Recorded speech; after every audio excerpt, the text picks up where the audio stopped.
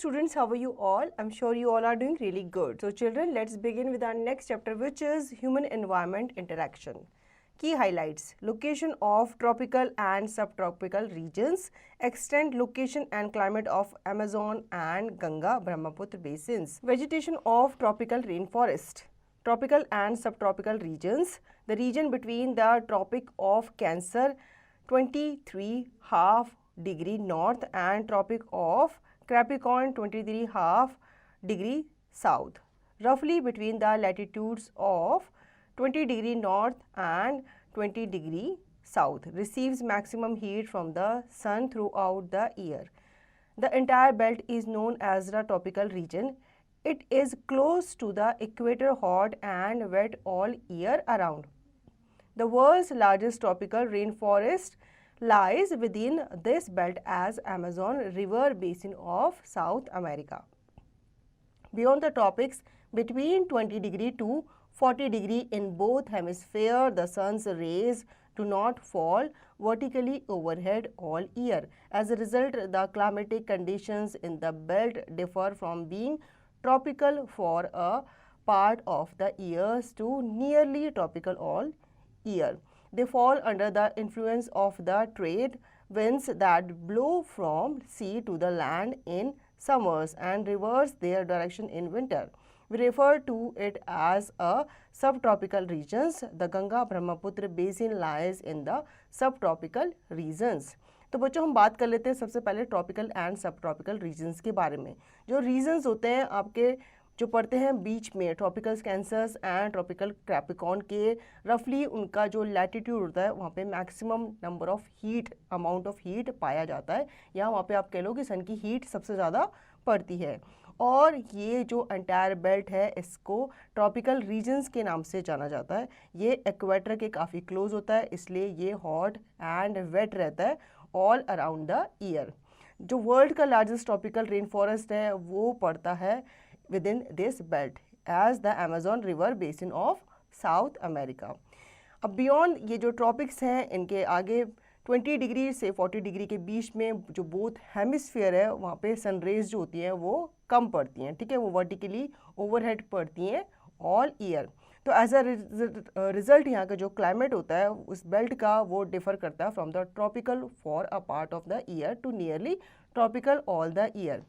ये सब अंडर होते हैं influence of the trade wind that blows from the sea to the land in the summers, और फिर ये रिवर्स आते हैं to their direction in winter, इसीलिए इन्हें सब ट्रॉपिकल रीजन्स कहा जाता है. जो गंगा ब्रह्मपुत्र बेसिन है वो इसी सब ट्रॉपिकल रीजन में पड़ती है. Let's think. 10% of the Amazon forest has already been lost forever because trees have been cut for wood or cleared for gold mining or building roads. What would happen if this forest was destroyed?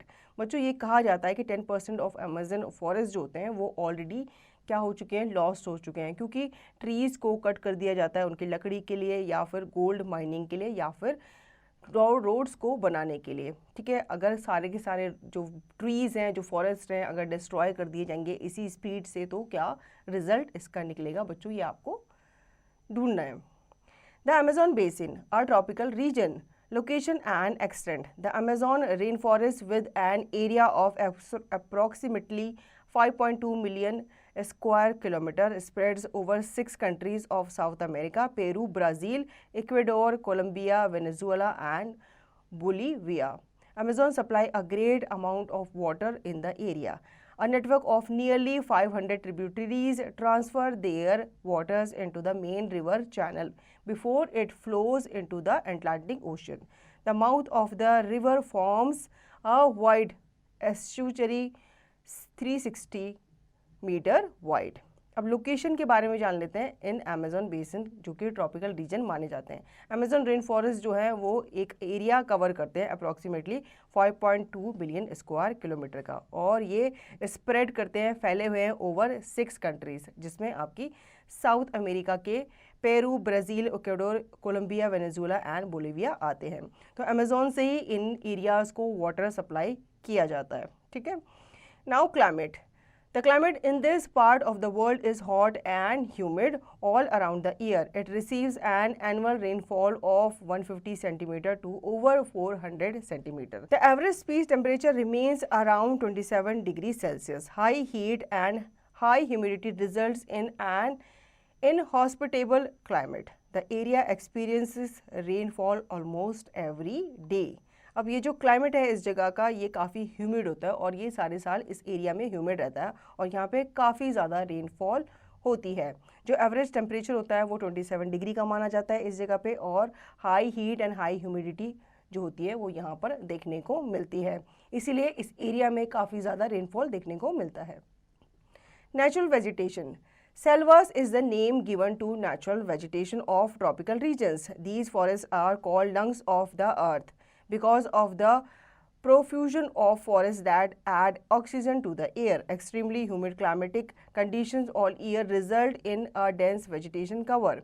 A variety of trees grow close together to form a thick canopy and very little sunlight reaches the ground. A distinctive layer pattern is present in the vegetative growth of the area. Trees tower over the rest of the forest and may reach a height of over 50 meters. The second layer is generally 20 to 50 meters high. Ferns, orchids and mosses grow on the trunks of these trees. In the third layer, smaller trees, shrubs and saplings of the tallest layer are found. Woody vines called lianas coil around the reaching out get some sunlight blocked by the thick canopy of treetops. Hardwood varieties like mahogany, rosewood, ebony, cinchona yields quinine for treating malaria and rubber grow. Commercial lumbering or cutting of trees for timber is difficult because of the dense growth. Inhospitable climate and variety of trees grows together. There are an estimated 40,000 different species of plants and trees to be seen here.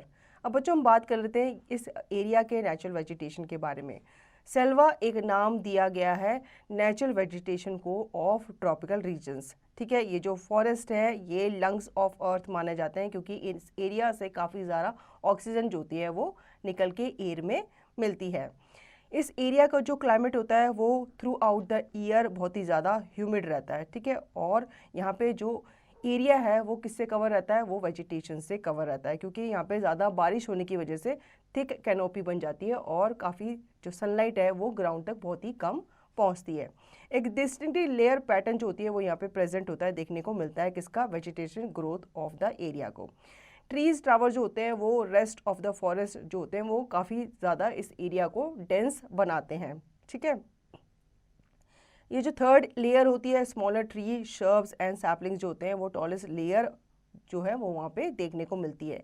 Woody wines जिन्हें लाइनास भी कहा जाता है वो coil होते हैं around the trees. ठीक है, और वो कभी कभी सनलाइट को भी क्या करते हैं, ब्लॉक करते हैं by the thick canopy of tree tops.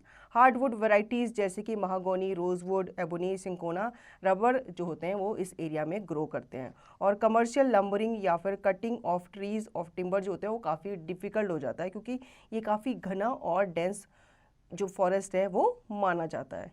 Now animal life, the area is full of variety of animals. Monkeys swing from the tall branches. Jaguars, deers, tapirs, armadillos and anteaters are found in these forests. Snakes and lizards slither along the ground. There are some 30 million species of insects, nearly 1500 different species of birds, including parrots, toucans, parakeets and macaw. Crocodiles, turtles and nearly 3000 species of fishes including the dreaded piranha are found in the river waters. अब बच्चों animal life कैसी है, अब जी जब ये dense area है तो यहाँ पे काफ़ी वैरायटी ऑफ एनिमल्स पाए जाते हैं जैसे कि मंकीज़ हो गए, जैगुआर्स, डियर, ये सब काफ़ी बल्क में इस फॉरेस्ट में पाए जाते हैं। इवन स्नेक्स हैं, लिजर्ड्स हैं, ये सब भी वहाँ पे स्लिथर करते हुए, रेंगते हुए आपको मिल जाएंगे। ऐसा कहा जाता है कि इंसेक्ट्स की भी वैरायटी यहाँ पे काफ़ी पाई जाती है और क्रोकोडाइल्स, टर्टल्स जो भी हैं वो भी यहाँ पे काफ़ी पाए जाते हैं। इवन बर्ड्स की भी वैरायटी यहाँ पे काफ़ी देखने को मिलती है और एक्वाटिक एनिमल्स भी यहाँ पे काफ़ी आपको देखने को मिलते हैं यहाँ के रिवर वाटर में। People, Contagious diseases and diseases due to insect bite are common in this region. The inhospitable climate and dense forest make the Amazon rainforest unsuitable for habitation. Most of the population found here comprises natives who live in primitive conditions. They are hunters and gatherers who kill animals in the forest and fish in the Amazon River. They practices the slash and burn method of shifting cultivation in some patches of land they clear. They grow bananas, root crops like yam, tapioca and sweet potato.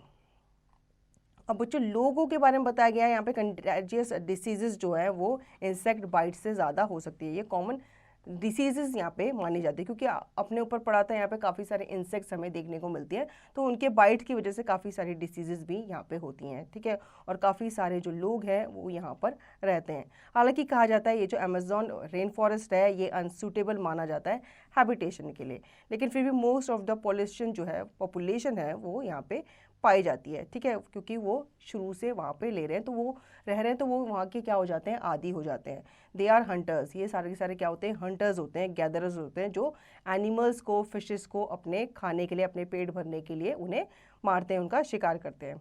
ये practice करते हैं slash and burn of shifting cultivation, ठीक है। In some patches of land they clear, कुछ area जो ये clear कर चुके होते हैं वहाँ पे ये कल्टीवेशन वगैरह भी करते हैं। वो वहाँ पे बनाना उगाते हैं, रूट क्रॉप्स उगाते हैं जैसे कि yam, tapioca and sweet potatoes.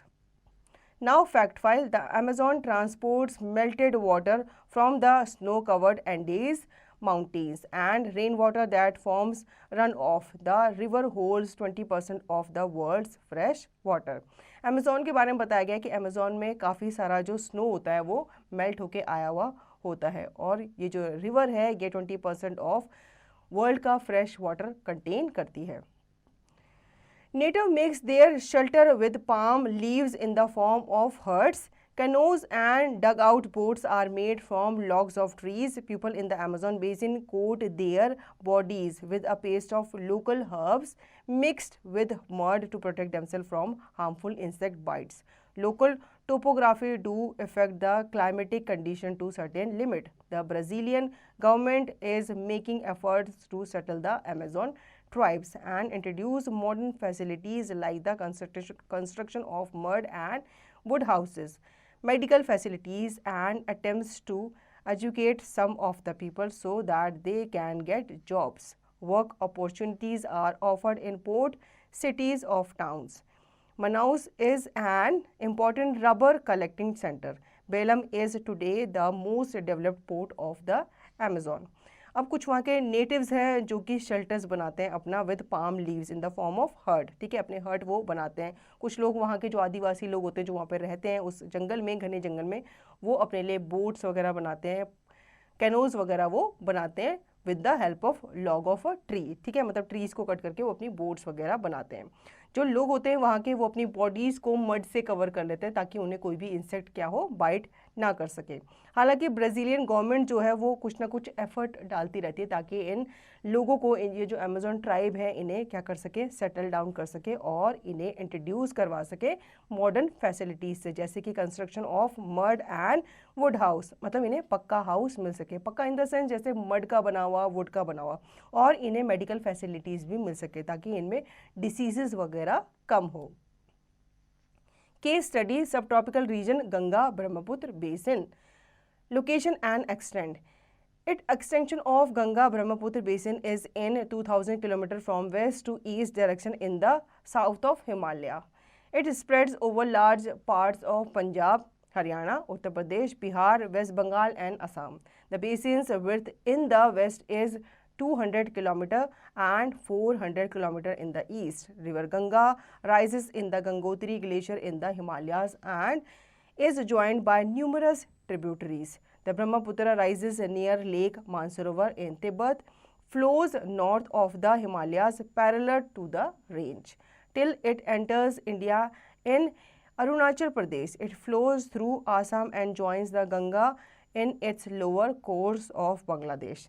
A number of channels and distributaries at its mouth form the huge triangular shaped depositional features called Ganga Brahmaputra Delta or Sundarban. Delta is formed by alluvial deposits at the mouth of a river, usually triangular in shape.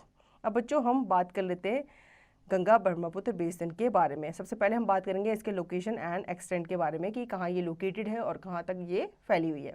इसका जो extension है गंगा ब्रह्मपुत्र का basin का वो 2000 kilometre माना जाता है from west to east direction, ठीक है। और ये आती है साउथ ऑफ हिमालय से, फिर ये स्प्रेड करती है ओवर लार्ज पार्ट ऑफ, मतलब ये काफ़ी सारे राज्यों को भी कवर करती है, पंजाब, हरियाणा, उत्तर प्रदेश, बिहार, वेस्ट बंगाल एंड असम को होती हुई ये समुद्र में जाके मिलती है। जो बेसिन विड्थ है वो कहलाई जाती है 200 किलोमीटर की, ठीक है, और 400 किलोमीटर मानी जाती है ईस्ट की तरफ। रिवर गंगा जो है वो गंगोत्री ग्लेशियर में उगती है, मतलब वहाँ से ये उत्पन्न होती है इन द हिमालयाज एंड फिर ये काफ़ी सारी जो ट्रिब्यूटरीज होती है, काफ़ी सारी छोटी छोटी नदियाँ जो होती हैं उनसे मिलकर ये एक बड़ी नदी बनती है। जो ब्रह्मपुत्र है वो राइज होती है, वो उत्पत्ति उसकी होती है नियर मानसरोवर इन तिब्बत, फिर वो फ्लो करती हुई आती है north of the Himalayas parallel to the range, उसके पैरेलल में बहती हुई आती है और फिर ये एंटर करती है इंडिया में इन अरुणाचल प्रदेश, फिर ये फ्लो करती हुई आती है थ्रू आसाम और फिर ये गंगा को ज्वाइन कर लेती है in its lower course of Bangladesh, ठीक है। इस तरह से number of channels and distributaries जो है उसके माउथ में फॉर्म करती है एक huge triangular shape dispositional feature जिसे हम गंगा ब्रह्मपुत्र डेल्टा या फिर सुंदरवन भी कहते हैं। Now physical features. A flat plain is seen in Ganga Brahmaputra valley. The slope of the plain can be easily identified from the direction in which the river water flows. The rivers have created natural embankments, flood plains, meanders and oxbow lakes. Sundarban is the largest and fastest growing delta in the world because the two rivers bring millions of tons of silt. The silt has also spread over the alluvial plains and banks of several centuries to form the fertile northern plains. The fertility of the plain is renewed annually by this silt. अब इसके physical feature के बारे में जान लेते हैं। जो flat plane है वो गंगा ब्रह्मपुत्र की जो वैली है उसमें देखने को मिलता है। जो स्लोप है प्लेन का वो आप इजीली आइडेंटिफाई कर पाते हो from the direction in which the river water flows. जो रिवर है उसको क्रिएट करती है natural embankments, flood plains, meanders and oxbow lakes को। सुंदरबन जो है वो largest and fastest growing delta माना जाता है इन द वर्ल्ड बिकॉज इसके टू रिवर ब्रिंग्स, मतलब दो रिवर जो होती हैं वो इसे साथ में मिलकर क्या बनाती है, टन्स ऑफ सिल्ट बनाती है। और ये जो सिल्ट है ये स्प्रेड है over the alluvial plains and bank of several centuries to the form the fertile northern plains। मतलब इसके थ्रू काफ़ी जो फर्टिलाइज सॉइल होती है वो बनती है। Climate. The Ganga Brahmaputra basin has a tropical monsoon climate. Summers are hot and dry, followed by extensive rains from the southwest monsoon winds. The rainy season lasts from June to September. The amount of rainfall varies from 250 cm at the edges of the plain near the foot of the Himalayas and in the east near the delta. It gradually decreases westward with Punjab and Haryana only getting about 50 centimetre of rain. अब climate के बारे में जान लेते हैं। जो Ganga Brahmaputra basin है उसका ट्रॉपिकल मानसून क्लाइमेट होता है, ठीक है, और समर्स में ये काफ़ी हॉट और ड्राई होता है, मतलब जो पानी होता है वो गर्मियों में सूख जाता है या यूँ कह लो कि कम हो जाता है, ठीक है। फिर बाद में यहाँ पे एक्सटेंसिव रेन होती है from the south west monsoon wind, मतलब मानसून में यहाँ पे एक्सट्रीम रेन मानी जाती है, रेन का यहाँ पे आगमन होता है। ऐसा आपने देखा भी होगा कि जब मानसून आते हैं तो हमें अवॉइड करना चाहिए हिल स्टेशन में जाना, क्योंकि वहाँ पे एक्सट्रीम रेनफॉल होता है जिसकी वजह से क्या होती है, लैंडस्लाइड वगैरह होती है। जो रेनी सीजन होता है वो लास्ट रहता है फ्रॉम जून टू सितंबर, मतलब जून में ये स्टार्ट हो जाता है, उसके बाद ये सितंबर तक वहाँ पे बारिश होती रहती है। और जो अमाउंट है रेनफॉल का वो वेरी करता है, मतलब वो प्लेन से और जो हिली एरियाज होते हैं उनसे वो क्या करता है, डिफरेंट करता है। मतलब जो प्लेन्स एरिया होता है वहाँ पे आपने देखा होगा रेन होती है लेकिन बहुत कम होती है, जबकि जो माउंटेन एरिया होते हैं, हिली एरियाज होते हैं, वहाँ पे रेंज होती है वो बहुत ज़्यादा देखने को मिलती है, ठीक है। Natural vegetation and wildlife. Long ago, this area was covered with thick forest of sal, sesame, teak and bamboo. The original vegetation was cleared for cultivation and this process accelerated in the last few decades. Most of the land is under cultivation or under renewed afforestation scheme. The Sundarban Delta has mangroves such as Sundari and Gurjan adapted to saline water. It is home to the Royal Bengal tiger, crocodiles and marsh deers. The Brahmaputra plains is rich in animal life, elephants, langurs, deers and rhinoceros. बच्चों इस area के बारे में कहा जाता है कि ये थिक फॉरेस्ट से कवर रहता है और फॉरेस्ट किस चीज़ के होते हैं, यहाँ पे पेड़ जो होते हैं साल, शीशम, टीक एंड बैम्बू के पाए जाते हैं और जो ओरिजिनल वेजिटेशन होती है वो क्लियर होती है फॉर कल्टीवेशन एंड ये जो प्रोसेस है ये एक्सेलरेट करता है in the last few decades. काफ़ी सारा जो लैंड होता है वो अंडर कल्टीवेशन होता है, ठीक है, और अंडर रिन्यूड फॉरेस्टेशन स्कीम होता है, ठीक है। और यहाँ पे काफ़ी एनिमल्स एनिमल्स भी आपको देखने को मिल जाएंगे, जैसे रॉयल बंगाल टाइगर है, क्रोकोडाइल है, मार्श डियर्स हैं, वो आपको देखने को यहाँ पे मिल जाएंगे। इवन ये रिच एनिमल लाइफ को भी सपोर्ट करता है, जैसे कि elephants, langurs, dears and rhinoceros भी आपको यहाँ पे देखने को मिल जाएंगे। Now people, the region is thickly populated because of its subtropical climatic conditions, fertile soil and water availability. The area has a long growing season as well in comparison with temperate and tropical climates. These factors make it ideally suited for agriculture. Means of transport are well laid. A dense network of roads and railways is present. Airways are also well established. Agriculture, trade and agro-industry are important occupations. However, agriculture is the mainstay of the economy in this region. The three cropping seasons in the year are Kharif, summer, Rabi, winter. A third crop is grown from April to June if sufficient water is available. Wheat, cotton and sugarcane grow extremely well in the western plain, while rice, sugarcane and jute are grow in the eastern part of the region. Tea grows in the rolling plains of the northeast. The entire region is dotted with a number of towns and cities. The cities are areas of rapid change, good education, modern progress and technology. In comparison with life in the tropical areas, the Ganga-Brahmaputra basin is very well developed economically. Small scale and cottage industries have developed in rural areas. अब बच्चों यहाँ के लोगों के बारे में बात कर रहे हैं तो यहाँ पे काफ़ी पॉपुलेशन आपको देखने को मिल जाएगी, क्योंकि आपको पता ही है कि अगर कल्टीवेशन वाला एरिया हो तो वहाँ पे लोग इजीली क्या कर पाते हैं, खेती कर पाते हैं। तो ये एरिया अगर कल्टीवेशन से भरा हुआ है, यहाँ पे आपको फर्टाइल सॉइल मिल रही है, आपको वाटर की अवेलेबिलिटी मिल रही है, आपको अच्छी क्लाइमेटिक कंडीशन मिल रही है, तो आप वहाँ पे खेती ज़रूर करोगे। तो ये सब फैक्टर जो है ये लोगों को आकर्षित करते हैं ताकि वहाँ पे लोग क्या करें, खेती करें। वो खेती करके फिर अपना क्या करते हैं, भरण पोषण वो लोग करते हैं। मीन्स ऑफ ट्रांसपोर्ट भी जो है वो भी इस जगह का अच्छा होता है, क्योंकि अगर आप जब खेती कर रहे हो तो आपको अपना जो अनाज है वो आप बेचने के लिए एक जगह से दूसरी जगह जाओगे, तो मीन्स ऑफ ट्रांसपोर्ट भी इस जगह का अच्छा होता है।